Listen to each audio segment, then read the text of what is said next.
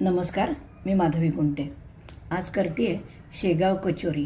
त्याच्यासाठी मी हे मुगाच्या डाळीचं सारण तयार करून घेतलं। मूग डाळ भिजवली आणि फोडणीमध्ये मोहरी, जिरं, हिंग, हळद, हिरवी मिरची, कढीपत्ता आणि बारीक चिरून कोथिंबीर घालून मग त्याच्यावरती मुगाची डाळ भिजलेली परतून घेऊन मीठ, लिंबू आणि साखर चवीप्रमाणे घालून गार करून तयार करून घेतलं सारण।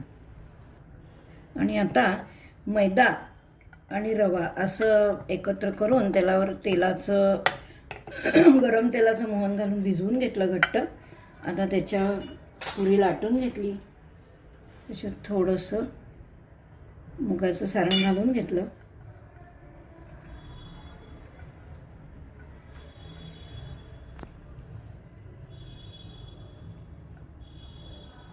आता हे घट्ट दाबून घेतलं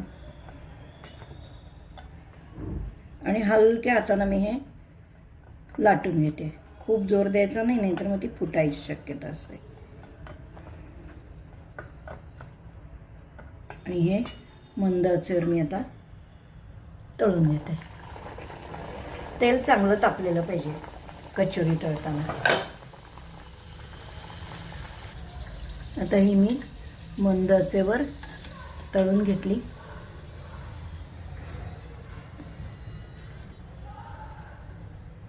मूग डाळीची शेगाव कचोरी तयार। घरचं ते पौष्टिक। आणि पावसाळी हवेत गरम गरम मूग डाळीची कचोरी तयार।